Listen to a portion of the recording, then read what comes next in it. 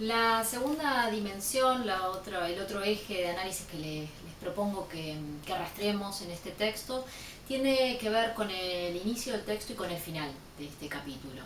El capítulo comienza con un apartado que se titula Escribir cartas. En ese apartado, Frisch lo que analiza es la posibilidad o quienes tuvieron la posibilidad de narrar y testimoniar y dejar registro de lo sucedido y de la experiencia vivida.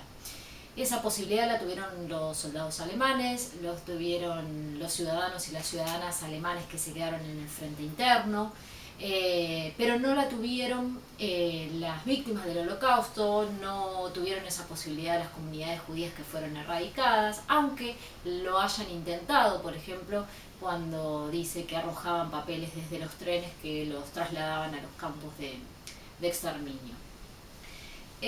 A Frisch le interesa justamente este registro que dejan los soldados, especialmente los soldados alemanes, sobre la guerra. Estos registros tienen que ver en muchos casos con cartas que enviaban al frente interno a sus familias, también con fotografías que se tomaban durante el conflicto.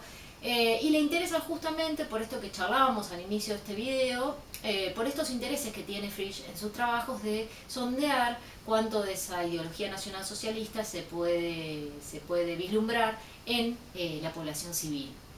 Y lo que muestran estas cartas justamente es que estos soldados en los inicios de la guerra, desde 1939 y hasta 1941, lo que transmiten, lo que cuentan y lo que narran es un sentimiento, digamos, de sentirse parte de un hecho, de un acontecimiento histórico, de que están siendo protagonistas, pero además de sentirse parte de una idea de construcción de un imperio, y sentirse orgullosos de ese imperio del cual estaban formando parte. Hay un cambio sustancial en sus registros a partir de 1942. Justamente pensemos que 1942 es el momento en que cambian las estrategias respecto a las soluciones finales que se les va a dar a la cuestión judía, pero también después de la invasión a la Unión Soviética.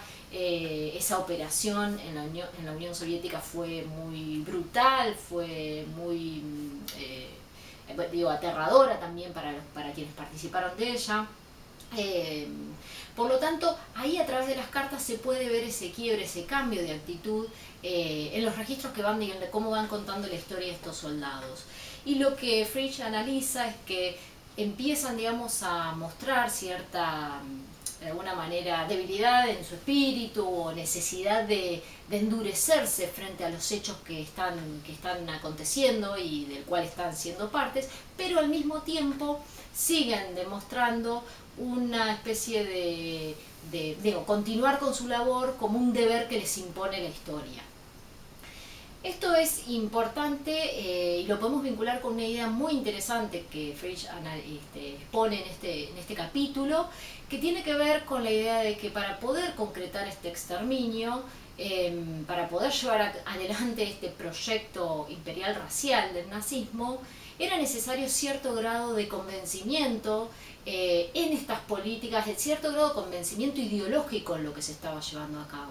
Y si ese grado de convencimiento ideológico era necesario de parte de los distintos actores que jugaron un rol importante en este proceso.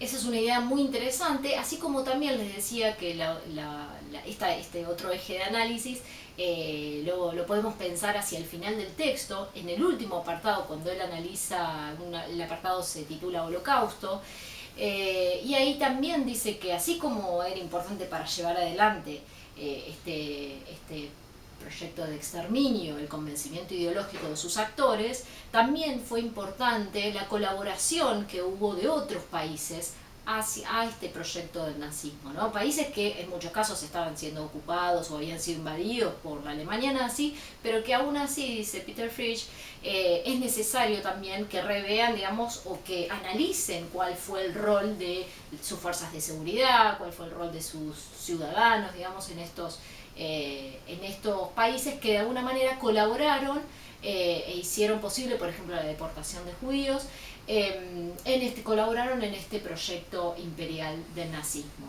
Esto es muy importante porque ahí abre un debate muy interesante, que es el de pensar que entonces que el fenómeno y este problema, el problema del nazismo no es un problema solamente alemán, sino que es una cuestión y un problema que concierne a toda Europa.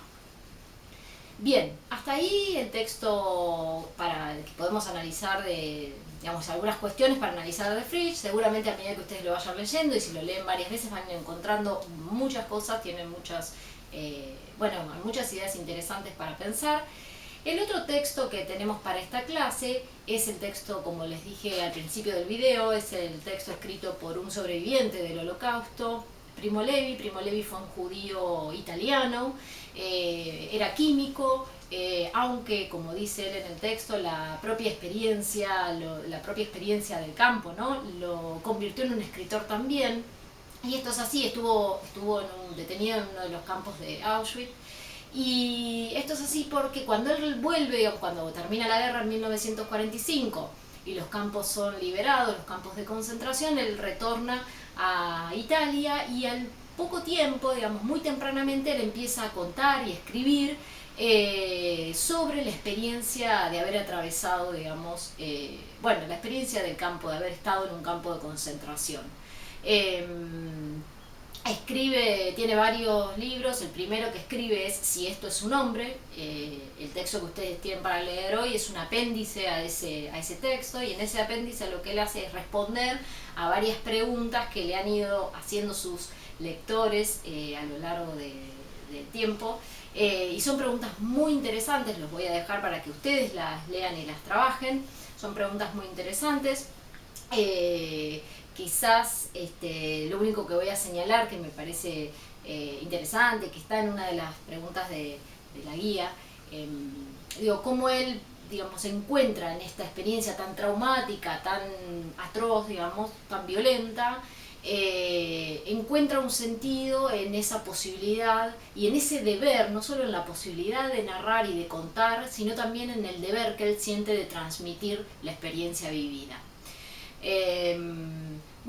Los dejo con ese texto. Las preguntas, como dije, son muy interesantes todas, y espero que disfruten, digamos, leyendo estos dos textos que tienen para la clase de hoy. Por último, van a encontrar, además de la guía de preguntas, van a encontrar una actividad que les proponemos que lean y que observen una historieta sobre el Holocausto, que se titula Maus, que fue publicada en realidad se publicó en una revista entre los años 87 y 91, pero se terminó de todo el trabajo entero en el año 91. Les proponemos que la lean y las invitamos a participar con sus reflexiones, como siempre, en los muros de debate. Bueno, hasta pronto, espero que sigan bien.